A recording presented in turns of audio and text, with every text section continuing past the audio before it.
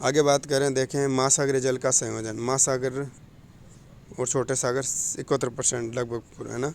महासागरों का औसत वार्षिक तापमान होता है, महासागरों का 17.2 सेंटीग्रेड। ठीक है, औसत वार्षिक तापमान आपके उत्तरी गोलार्ध में 19.4 है, दक्षिण गोलार्ध में 16.1 सेंटीग्रेड है।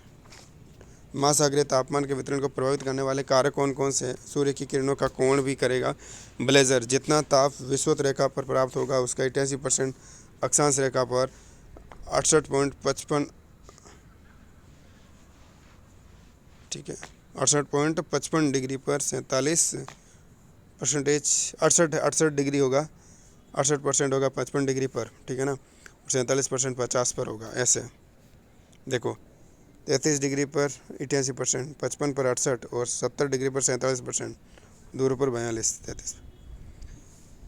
विषुवत रेखा से ध्रुव की ओर प्रत्येक अक्षांश का औसत रूप लगभग 0.5%, 0.5 डिग्री सेंटीग्रेड तापमान की कमी होती है। दिन की अवधि जल एवं स्थल का वितरण। जल का विशिष्ट ताप स्थल की अपेक्षा 8 गुना अधिक होता है।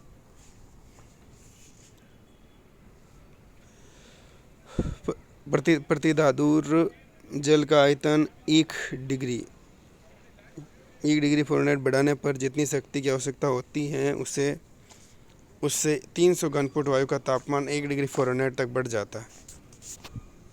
भूगर्भिक ताप, गतिज ऊर्जा, समुद्री धाराएं, पवनों की दिशा, ऋतु परिवर्तन का प्रभाव। 20 से 30 डिग्री अक्षांशों के मध्य ताप परिसर 12 डिग्री सेंटीग्रेड रहता है। 50 डिग्री दक्षिण अक्षांश के दक्षिणी महासागरों के ताप परिसर का 1.2 डिग्री सेंटीग्रेड रहता है। सबसे अधिक ताप परिसर न्यूफाउंडलैंड के तटवर्ती अर्ध महासागर में 1.2 सेंटीग्रेड तक पाया जाता है। महासागरीय जल की लवणता की बात कर लें। विश्व में सागरीय जल का उच्चतम तापमान कर्क रेखा के निम्न स्थलीय भाग से घिरी फारस की खाड़ी में 35.7 सेंटीग्रेड पाया जाता है। महासागरीय जल का घनत्व। विषुवत रेखा पर सागरीय जल का ताप उत्तरी सतह पर 26.6 डिग्री सेंटीग्रेड पाया जाता है, परंतु 60 मीटर की गहराई पर 20 डिग्री सेंटीग्रेड तापमान ही रह जाता है। हिमखंडों का प्रभाव। महासागरीय जल के में तापमान का क्षैतिज वितरण। महासागरीय जल में के तापमान का क्षैतिज वितरण स्वेडर्प। विषुवत रेखा से दूर की ओर प्रत्येक अक्षांश पर औसत रूप से आधा सेंटीग्रेड तापमान गिरता है। विषुवत रेखा से दूर की ओर जाते हैं तो प्रत्येक अक्षांश पर आधा सेंटीग्रेड तापमान गिरता है। हिंद महासागर में बात करें, 15 डिग्री सेंटीग्रेड की समताप रेखा अधिकतम ताप के प्रदेशों को घेरती है। महासागरीय जल के तापमान का लंबवत वितरण। महासागरीय जल के तापमान का लंबवत वितरण। महासागर में गहराई पर जाने पर तापमान कम होता रहता है। महासागरों में सूर्य की किरणों में केवल 180 मीटर तक ही पहुंच पाती है। गहराई का प्रभाव। खुले महासागरों में 100 मीटर तक की गहराई के साथ धीरे धीरे गति से कम होता जाता है, किंतु इस गहराई के पश्चात 300 मीटर तक ताप तीव्र गति से गिरता है, परंतु उसके पश्चात ताप स्थिर हो जाता है। विश्व तरह के सागरों में ऊपर सतह पर 26 डिग्री सेंटीग्रेड 1080 मीटर की गहराई पर 4 डिग्री सेंटीग्रेड 1080 पर कितना 4 डिग्री सेंटीग्रेड कितना 4 डिग्री सेंटीग्रेड और 3650 मीटर की गहराई पर 1.6 डिग्री सेंटीग्रेड तापमान पाया जाता, ठीक है ना। महासागरों की गहराई में गहराई के अनुसार तापमान जो बताया जॉन मरे का सिद्धांत है ना। ओशनोग्राफी का इन्हीं को कहा जाता है। फेदम की बात करें, एक बार देख लेते हैं कैसे होगा। एक फेदम बराबर 6 फीट होता है, तो 1 फेदम बराबर 6 फीट होता है। तो देखें 100 फेदम पर 60.7 डिग्री सेंटीग्रेड होगा, 200 पर 50 डिग्री और 300 पर 47.7, 500 पर 40.1, 1000 पर 36.5, 1500 पर 35.3, 2200 पर 35.2। अंध महासागर में जल का तापमान 1.7 डिग्री सेंटीग्रेड। भूमध्य सागर पर 12 डिग्री सेंटीग्रेड। महासागरों का ताप बजट। मुख्य स्रोत है सौर विकिरण है। विषुवत रेखा के 80 डिग्री अक्षांश तथा 70 डिग्री दक्षिण अक्षांश के मध्य समस्त महासागरों के ऊपर सूर्य और आकाश का प्राप्त विकिरण ताप का तापमान 0.22, ठीक है। और महासागरीय लवणता की बात करें, महासागरीय लवणता, महासागरों की लवणता की मात्रा औसत 35% है। खुले सागरों की तुलना में बंद सागरों तथा झीलों में लवणता अधिक होती है, बंद सागरों में अधिक होती है। वोन टर्की झील में है जो उसकी 330% है। अनुमान है कि महासागरों में नमक की मात्रा लाखों अरब टन जो सूखने की संपूर्ण पृथ्वी को एक तो अगर सूख जाए तो 15 से 6 मीटर की मोटी नमक की परत से ढक सकती है। सागरीय जल में लवणता की बात कर लें, अपन देख लेते हैं, ठीक है ना। देखो सोडियम क्लोराइड कितना परसेंट, 77.8% यही है, 27.13% इसका, ठीक है, प्रति ग्राम जल में रहती है, प्रति ग्राम जल में ये रहती है। मैग्नीशियम क्लोराइड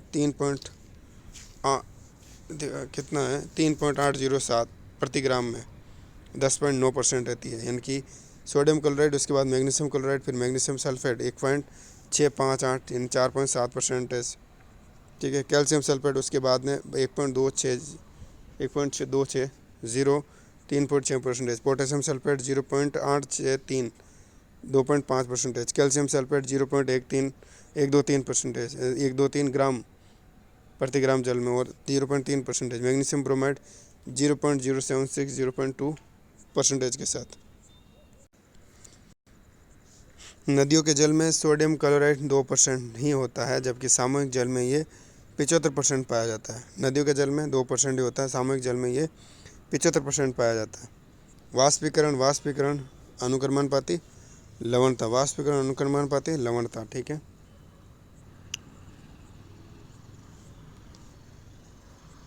भूमध्य सागर के आसपास या भूमध्य रेखा के आसपास लवणता अधिक होगी, क्योंकि वाष्पीकरण की क्रिया ज़्यादा होगी, और ध्रुव के पास लवणता कम होगी। लाल सागर की लवणता 37 से 41%, फारस की खाड़ी की 37-38%, भूमध्य सागर 37 से 39%, कैरिबियन सागर 35-36%, कैलिफोर्निया की खाड़ी 35 से 35.5, जापान सागर की 30 से 35%, आकोटस्क सागर की 30 से 32%, बेरिंग सागर की 28 से 33%, चीन सागर की 25 से 30% और बाल्टिक सागर की 3 से 13%।